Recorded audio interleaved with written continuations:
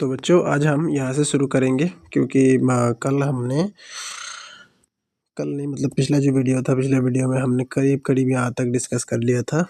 तो आज हम ये नया पेज से शुरू करेंगे। तो कल हम ये मतलब ये दूसरा उसका प्रीवियस वीडियो में हम ये बोल रहे थे कि जो नंबर्स हैं उनको अगर हम ऑड कंसेक्यूटिव ऑड नंबर्स को मल्टीप्लाई करते हुए चलेंगे और इस तरीके से अगर हम उसका स्क्वायर रूट निकालने लगे तो बहुत ही मुश्किल प्रोसेस है। अगर छोटा नंबर है तो चलो ये ठीक है, लेकिन अगर कोई बड़ा नंबर दे दिया तब जाकर के आपको प्रॉब्लम आने वाले हैं। ठीक, तो अभी यहाँ से देखिए क्या लिखा है कि we know that a perfect square is obtained by multiplying. अच्छा, टू इंटीजर को जब हम आपस में मल्टीप्लाई करते हैं तब एक परफेक्ट स्क्वायर निकालता है। जैसे देखिए 2 इंटू 2 हमको मिला 4। इसी तरीके से मान लीजिए 3 इंटू 3 हमको मिला 3 3 ज़ा 9। तो ये जो है ये जब हम दो इंटीजर्स को मल्टीप्लाई करते हैं तो हमको हमारा पास एक परफेक्ट स्क्वायर निकाल के आता है, ये बात हम जानते हैं। It will look at the numbers prime factors help in determining whether it is a perfect square, कि कोई एक नंबर परफेक्ट स्क्वायर है या फिर नहीं। इस चीज़ को हमें इस चीज़ में हमें एक चीज़ और मदद कर सकता है, वो है इसकी प्राइम फैक्टर्स। इसके जो प्राइम फैक्टर्स होते हैं, इन प्राइम फैक्टर्स की मदद से हम ये निकाल सकते हैं कि क्या नंबर है, जो वो नंबर है वो एक परफेक्ट स्क्वायर है या फिर नहीं।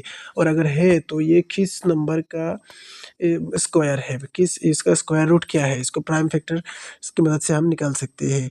यहाँ देखिए दे रखा है प्राइम फैक्टर का एक अलग तरीका मतलब निकालने का प्रोसेस तो यहाँ पे नहीं बताया गया है, सीधा इनके जो फैक्टर्स है वो बता दिए गए हैं। चलिए प्राइम फैक्टराइजेशन करने के हम एक तरीके को अभी यहाँ पे देख लेते हैं जल्दी से। सबसे पहले यहाँ पे पूछा है, देखो is 324 is a perfect square. क्या 324 एक परफेक्ट स्क्वायर है या फिर नहीं?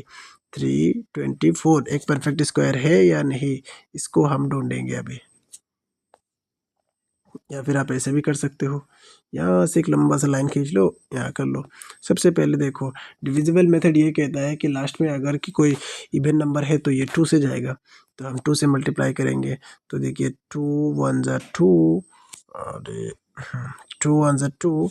यहाँ पे अगर 3 से 2 माइनस करेंगे रहेगा 6 यानी सॉरी 1, तो 12 तो आ जाएगा। 6 2 ज़ा 12 और फिर 2 2 ज़ा 4। फिर से हम इसको 2 से करेंगे तो 8 2 ज़ा 16 और 2 1 ज़ा 2। फिर से हम करेंगे, जबकि ये 81 है। तो ये देख के पता चल रहा है कि ये 3 का जो है वो मतलब 3 से ये डिवाइड किया जा सकता है। डिविजिबल रूल ये कहता है कि इन दोनों को अगर प्लस कर दे, इन दोनों को प्लस कर दे, और अगर जो नंबर आएगा वो अगर 3 से डिवाइड हो जाएगा तो ये नंबर भी 3 से डिवाइड हो जाएगा। खैर अभी 81 को हम अगर करेंगे तो देखो 3 2 ज़ा 6 बचा कितना 7 8 2 21, यानी कि 3 7 ज़ा 21। फिर से इसको 3 से करो तो 3 9 ज़ा कितना आ जाएगा, 3 9 ज़ा 27 आ जाएगा। ठीक, इसको अगर फिर से 3 से करो तो 3 3 ज़ा 9 आ जाएगा। अब देखो इस चीज़ को, हमारे पास जो ये 3 2 4 है, इसके फैक्टर्स कितने आए, 2 मल्टीप्लाई 2 मल्टीप्लाई 3 मल्टीप्लाई 3, फिर से मल्टीप्लाई 3 इंटू मल्टीप्लाई 3, ऐसे। तो हम क्या करेंगे, इन दोनों में से एक को लेंगे 2, इन दोनों में से फिर एक को लेंगे 3, इन दोनों में से फिर एक को लेंगे फिर से 3। अब इनको आपस में मल्टीप्लाई कर देंगे। देखो 3 2 ज़ा 6 और 6 3 ज़ा 18। ये एक तरीका हुआ, ठीक है। अब एक दूसरा तरीके से देख लेते हैं। पर हमको पता चल गया कि 324 जो है वो 18 का 324 जो है वो 18 का स्क्वायर है। 324 एक परफेक्ट स्क्वायर है और इसका स्क्वायर रूट जो है वो 18 है, 18 है। ठीक है, एक और तरीका आप ये देख लीजिए, यहाँ पे ऐसे लिखने की फैक्टर्स को लिखने की ज़रूरत नहीं, सीधा देख लो। यहाँ 2 2 है, उसमें से हम एक ले लिया।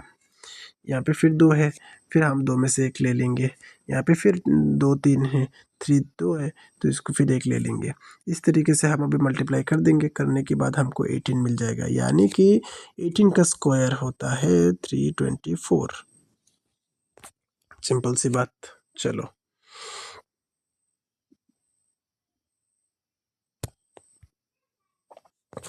इतना हो गया।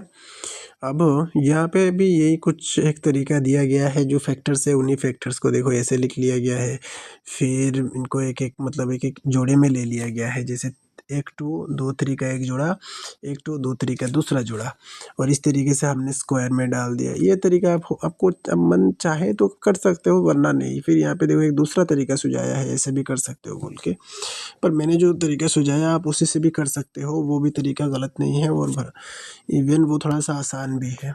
ठीक है, तो विच शोज दैट जो 324 है वो 18 का स्क्वायर है, और अगर 18 का स्क्वायर है तो हम इसको इस तरीके से लिख सकते हैं कि अंडर रूट 324 बराबर होता है 18, यानी कि वो 18 का स्क्वायर है। अभी हमको एक और टास्क क्या दिया गया है, द प्राइम नहीं बताया गया है इज 156 अ परफेक्ट स्क्वायर। क्या 156 एक परफेक्ट स्क्वायर है या नहीं? द प्राइम फैक्टराइजेशन ऑफ, अगर फिर से उसको कितना दिया गया है, 156। हाँ, तो 156 को हम अगर अभी प्राइम फैक्टराइजेशन करेंगे, 156 सबसे पहले 2 से करेंगे, 7 2 ज़ा 14 बचा 1 16, 8 दूनी 16, फिर से करेंगे 2 से, तो 3 2 ज़ा 6 बचा 1 18, यानी कि आ जाएगा हमारे पास 9। इसको 3 से करो, 3 1 ज़ा 3 और 3 3 ज़ा 9, यानी कि ये जो नंबर है वो किसी का भी स्क्वायर नहीं है 156। देखो यहाँ पे एक जोड़ी बन रहा है, पर यहाँ पे एक जोड़ी नहीं बन रहा है। ठीक है, तो हम ये अभी क्या बताया गया है कि ये देखो इसका जो फैक्टर्स है इनके पास भी उतना ही आया है, ये जो फैक्टर्स है, तो we can not pair up this factors, हम इनको एक पेयर अप नहीं कर पा रहे, क्योंकि इनका तो जोड़ी बन रहा है पर इनका जोड़ी नहीं बन रहा है। इसके लिए हम फैक्टर्स नहीं कर पा रहे हैं, मतलब इसको लिए हम इसको पेयर में नहीं कर पा रहे। पेयर का मतलब होता है जोड़े में बनाना, तो ये जोड़े में नहीं बन रहा है, तो देयरफॉर जो बताया गया है 156 जो है एक परफेक्ट स्क्वायर बिल्कुल भी नहीं है। ठीक है, चलिए आगे देख लेते हैं कि फाइंड वेदर ये 1156 and 2800 are perfect square using the prime factorisation का मदद से हमको ये पता करना है ये वाला क्वेश्चन में कि 1156 जो है वो एक परफेक्ट स्क्वायर है या फिर नहीं है। तो सबसे पहले हम 1156 को लिख लेते हैं, तो हमने लिखा यहाँ पे 1156। ठीक है, यहाँ थोड़ा लंबा चलेगा तो यहाँ तक देते हैं, 2 से करेंगे, 5 2 ज़ा 10, 5 2 ज़ा 10 आ गया, बचा कितना 1, अभी आ जाएगा 7 2 ज़ा 14, बचा फिर से 1, तो आ जाएगा अभी 16, तो आ जाएगा 8 2 ज़ा 16। अब फिर से 2 से करेंगे तो 2 दूनी आ जाएगा 4, हासिल लेगा 1 17, और 17 को करेंगे तो 8 दूनी 16, 8 2 ज़ा 16, फिर से बचेगा 1, तो यहाँ पे ये हो जाएगा 18, यानी कि 9 2 ज़ा 18, 9 दूनी 18 होता है। ठीक, अब ज़रा इस नंबर को देखिए आप ध्यान से, ये जो बना है इसका लास्ट में भले ही 9 हो, पर हम देख पा रहे हैं ये नंबर ना 5 से जाएगा ना कि 2 से जाएगा, तो इस केस में हम अभी क्या करेंगे? ठीक है, इसके लिए आपको 17 का टेबल आना चाहिए, क्योंकि ये 17 का स्क्वायर है। 17 × 17 होता है 289। तो देखिए यहाँ पे इसका जोड़ी बन गया, ये 2 टो में से हम 1 टो लेंगे और ये 2 17 में से हम 1 17 को लेंगे। तो इसका जो ये एक परफेक्ट स्क्वायर है, 1156 एक परफेक्ट स्क्वायर है, और इसका स्क्वायर रूट क्या है? 17 2 ज़ा 17 दूना 34 होता है 34, ये 34 का स्क्वायर है। ठीक है, अगर आप 34 × 34 करके देखेंगे तो आपको मिलेगा 1166 आया है।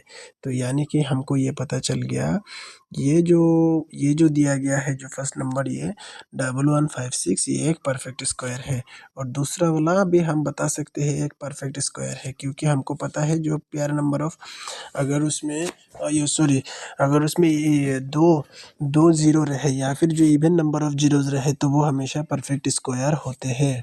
ठीक है, तो ये जो परफेक्ट स्क्वायर होते हैं, हम इसके अगर ये ढूंढने की बात करें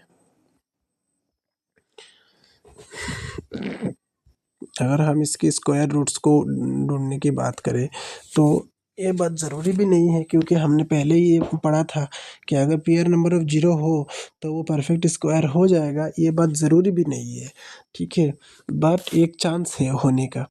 चलिए अभी ट्राई करके देखते हैं। 2800 हम सबसे पहले यहाँ पे लिख लेते हैं। सबसे पहले लिख लिया हमने, सॉरी, 2800। चलिए हम 2 से शुरू करते हैं। हम 2 से शुरू करेंगे तो 14 टू ज़ा ये 28, फिर 00,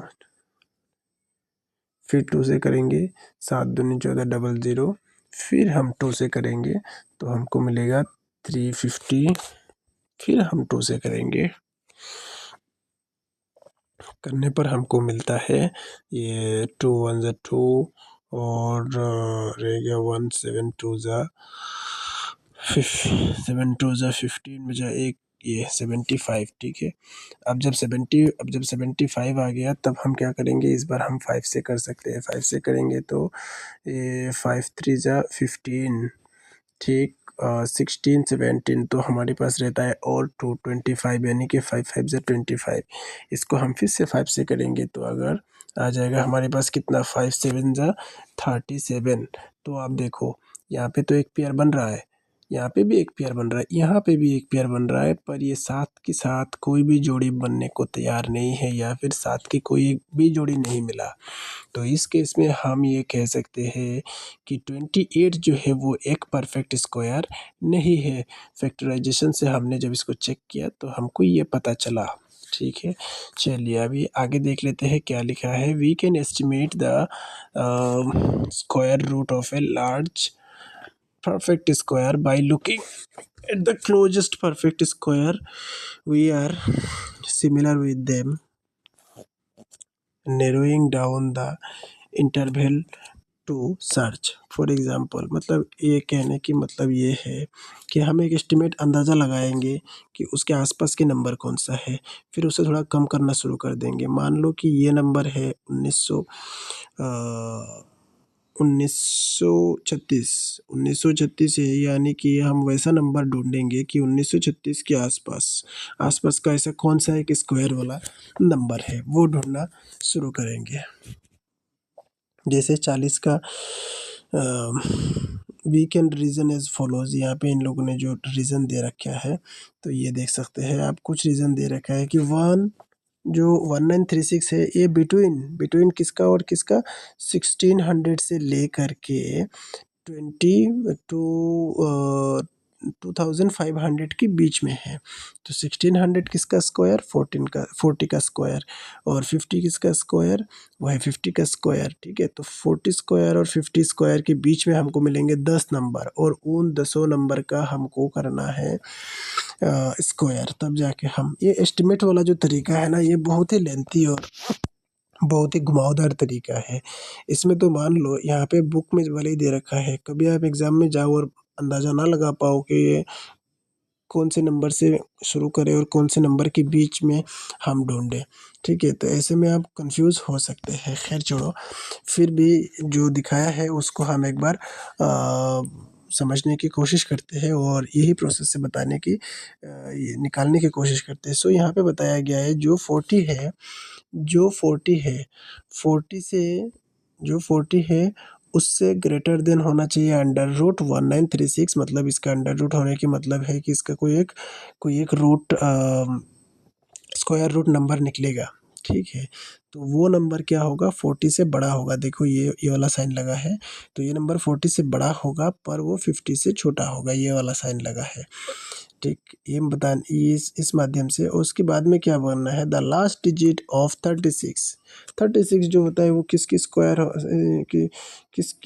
होता है, वो हम बहुत अच्छी तरीके से जानते हैं कि वो 6 का स्क्वायर होता है। So the last digit of the square root must इधर बी 4 और 6, क्योंकि 4 4 जब भी 16 होता है और 6 6 जब 36 होता है। तो अगर लास्ट डिजिट अगर 6 है तो वो नंबर मतलब या फिर 6 उसका रूट वाला जो नंबर रहेगा उसका भी यूनिट डिजिट या तो 4 रहेगा या फिर 6 रहेगा। तो देखो एक चीज़ अभी समझ लो कि अगर हम 40 से 50 तक की बात करें तो ऐसे हमको 2 ही नंबर मिलेंगे जिनके लास्ट में या तो 4 होगा या तो 6 होगा। एक 44 और दूसरा 46। ये 2 ही नंबर ऐसे होंगे। अरे ठीक है, ये 2 ही नंबर ऐसे होंगे जिनको हम 1 मिनट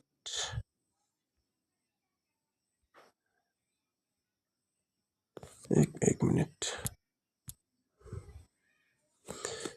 हाँ, ये 2 ही नंबर ऐसे होंगे जिसमें या तो 44 या तो मतलब वो नंबर होगा 44 या फिर वो होगा 46। ये 2 ही नंबर ऐसे हो सकते हैं।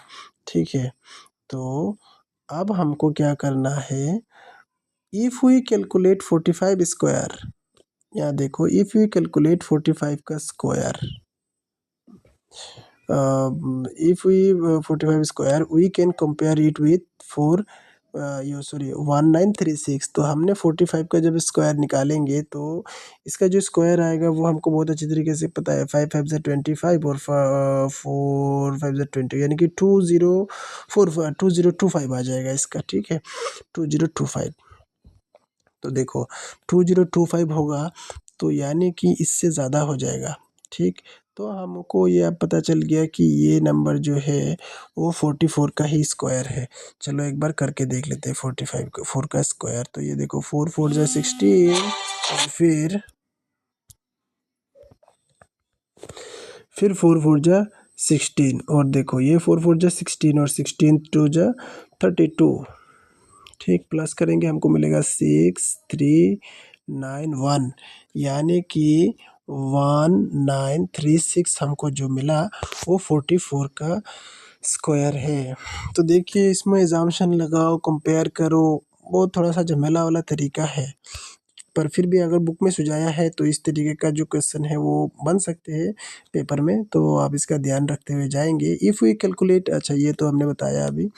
तो देखा कि इसको हमने कंपेयर इट विद द 1936 के साथ हमने जब कंपेयर किया तो हमने देखा बड़ा आ रहा है। तो the interval to search for, अब 40 से 52 ये इधर वो क्या नंबर हो सकते हैं। अब हम 40 से 45 के बीच में और 45 से 50 के बीच में, तो हमने जब 45 का लिया तो हमको पता चला ये नहीं है।